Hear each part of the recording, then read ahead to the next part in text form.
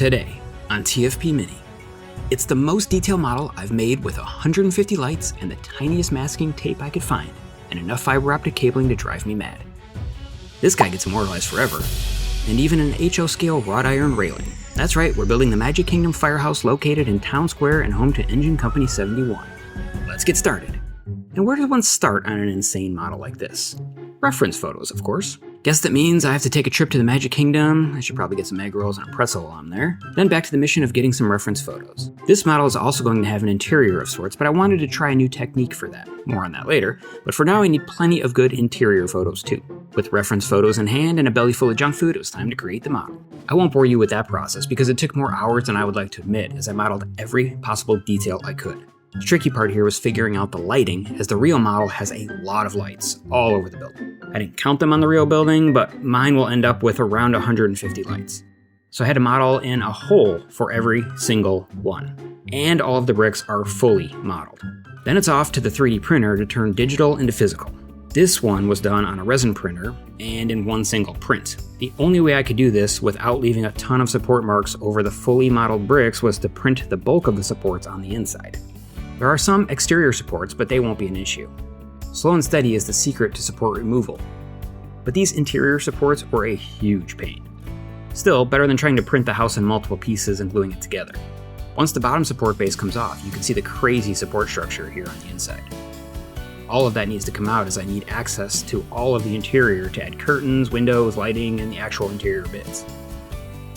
A hobby knife is perfect for cleaning up the bits the supports leave behind. It's mind-numbing work at times, but a little kitty break from Charlie helps keep the sanity in check.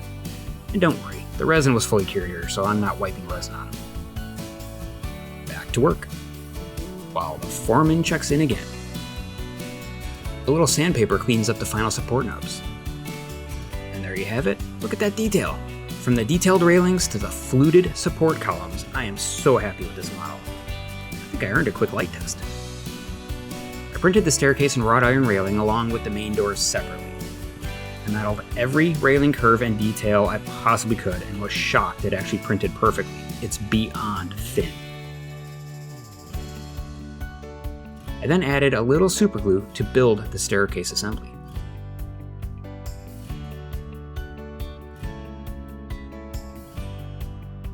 And then I could take everything down to the spray booth for primer.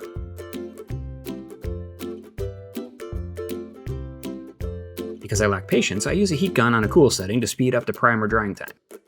Then I'm able to spray on the first color coat, which is a sort of off-white color for the trim and some of the bricks. My goal here is to airbrush on as much of the paint as possible, since it really keeps the super fine details, and brush strokes in HO scale look huge and ugly. I use the heat gun to dry in between coats because, again, patience issues. Yes, that is 1mm wide masking tape. It's great stuff. I bought several widths of it to test on this model. Applying this tiny tape isn't as hard as you'd think. Yeah, it's fiddly, so you kind of have to, hate yourself a tiny bit to go this route, but the payoff will be worth it for sure, I think. Well, I can say for sure now, knowing that it was worth it because I already know what the model looks like. At the time, it was a bit of a crapshoot. There's a lot to mask off, so it's a good thing I didn't think about that when I jumped into this masking tape approach.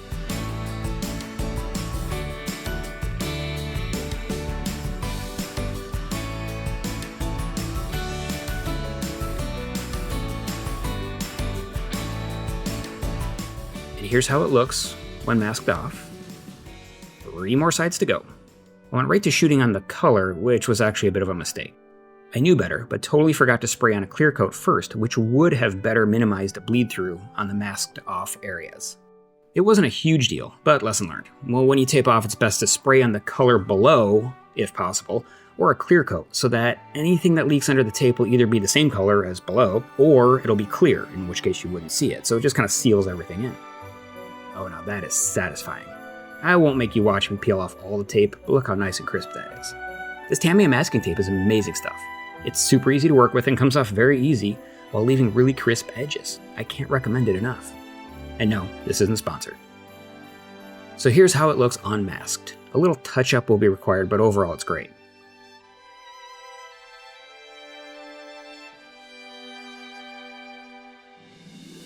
I then masked off some other areas so I could airbrush the roof color. I took some liberties with the roof because the real building's roof is, well, it's ugly. Like all Disney building roofs, they're ugly because they're not meant to ever be seen. Check Google Earth and you'll see what I mean. Time for some touch-up paint on areas I didn't mask off very well, or that bled through. Not difficult, but it's slow work and not something you want to do after a cup of coffee.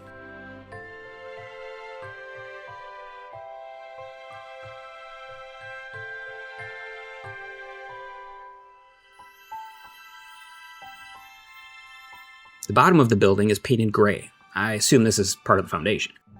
So I masked and hand-painted that. And then the part I was excited to try, but also dreading. There's around 150 lights on this model, so the only logical solution is fiber optic lighting, because 150 LEDs would be truly nuts. It's just strands of clear plastic like you've seen in those kids' toys, so it's super cheap. Just apply a light source to one end and the other end lights up. I did some minor fiber optic lighting in my Epcot funnel cake building, there's a link in the description for that, but nothing quite at this level. Installing it is sort of like sewing with a needle and thread as I run each strand through the holes I modeled in the firehouse. I would feed a single cable through the hole on the side of the building, up by the roof area, and then pull it through. I leave 1/4 of an inch or so sticking beyond the roof line, which will get trimmed flush later. Then some thick super glue on the inside to hold it in place. Every now and then I stop to test the lighting, which I think was more of a way to reward my brain for the tedious work. Sometimes in life you have to Pavlov's dog yourself to stay motivated. Look at that bundle of fiber, truly insane. Now let's move on to the windows and curtains. Yes, curtains. Of course, the curtains are just photos of curtains I photo printed. Add in some plastic clamshell packaging for the glass and you have proper windows. So I just cut bits of plastic out to fit each window, then put it in place. Then I cut out a curtain to fit the window and put that in place. Then a drop of tacky glue over that holds it all in place and it makes sure the glue doesn't touch the window glass so you never see it. It's more fiddly work and I was constantly dropping the pieces out of the tweezers. But come on, the result is awesome. For the interior, I'm going to try some printed photo trickery because you won't really be able to see much inside once this model gets set into its final scene, which granted is a bit further down the road. I took pics of the inside and printed them on photo paper. This guy gets immortalized into the firehouse forever, I guess. Then I just tacky glued the photos to the walls inside. Here's a quick peek. It's not super convincing in this view, but when you're mostly looking down at it and can only see a small inside area, I think it'll work perfectly. I 3D printed this little rectangle which will be used for the photo that goes on the back wall, since the back wall is where I run all of the fiber optic cables down below to the future base. Then the photo gets glued to the printed part and I clamp it all in while the glue dries. I also resin printed the bases for the 3 outdoor lamps on the side of the firehouse and painted them black. I planned for this with holes that will hold the bases, but have to clear out some paint overspray with this tiny little drill. Each of these lights also gets a fiber optic cable that I string through the building.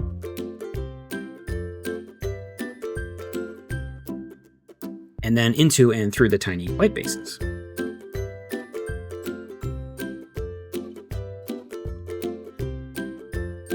The base, with the fiber in it, then gets glued into the wall. This is a pack of glass beads I found on Amazon. I think you get like 4 zillion for $1, so that seemed like less hassle than changing the resin in my printer to clear. I trim away any excess fiber cable sticking out of the lamp base on the firehouse, then simply glue the little glass beads into place. The fiber cable is basically butt into the globe, and the light passes through and diffuses in the globe for a nice, subtle glow. This actually turned out better than I expected, so I bought other sizes of these beads for future TFPmini models as well.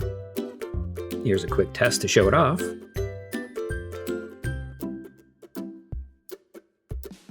And I totally forgot to model the bell in the bell tower, but luckily I had one left over from the pagoda building at the Japan Pavilion. I'll link that in the description too. I'm pretty sure the Japanese will be totally cool lending an extra bell to the cause. Careful editing, or maybe just lazy editing, made the installation look easier than it was, but it fit perfectly in there. We're almost at the finish line, so let's glue in the front doors with some super glue. I took a photo of the poster on each of the real doors, then shrunk it down and photo printed it out and glued it onto each door because, well, details. I thought I spent way too much time modeling these doors. Literally every rivet is modeled in them. But after seeing them in place, I'm so glad I did it properly. The final piece is the one I dreaded the most, the wrought iron railing and stairs. The railing is so incredibly delicate that I thought for sure I'd break it at some point, but amazingly I didn't. I modeled little supports into the building, knowing that the stairs would need a way to get glued in place, and that went surprisingly well too. And that's it. I mean, let's see the final result. I got a small fiber optic light emitter, which is really just a customized color-changing flashlight. Popped in the bundle of fiber, and here we are. I am beyond happy with this project. It's not 100% perfect or accurate, but I would say it's not far off. With all things Disney, you really don't want it to be 100% accurate to the real-life building, because then it would be, ugly. Disney buildings often lack a detailed roof due to the HVAC equipment installed up there, or the back of the building might be connected to a cast member only area, and thus might be very plain and not themed in any way. So I like adding in my own little touches, like I have here. This is my version of Walt Disney World after all. I mean, if I went for 100% accuracy, I'd have to add in countless cast members standing around doing nothing but chatting with each other. I'd have to stick some gum places it doesn't belong. I would need to litter the place with popcorn spillings and random trash. I'd have to chip off a lot of paint and burn out a bunch of lights and make sure my attractions were constantly breaking down. And don't get me started on the overcrowding. TFPmini was always supposed to be about the Disney that never was and never will be. And if I can ever find a way to make a museum I could open to the public to show it all off, I promise not to sell you 10 cents of water for 20 bucks. I won't charge you 50 bucks extra to park 10 spaces closer, and I promise to never, ever create something as horrible as Lightning Lane. Alright, I know you need the wood, so I'll get off the cross now. Thanks for watching, and if you have Walt Disney World ideas for my next build, drop them in the comments, I'd love to hear them.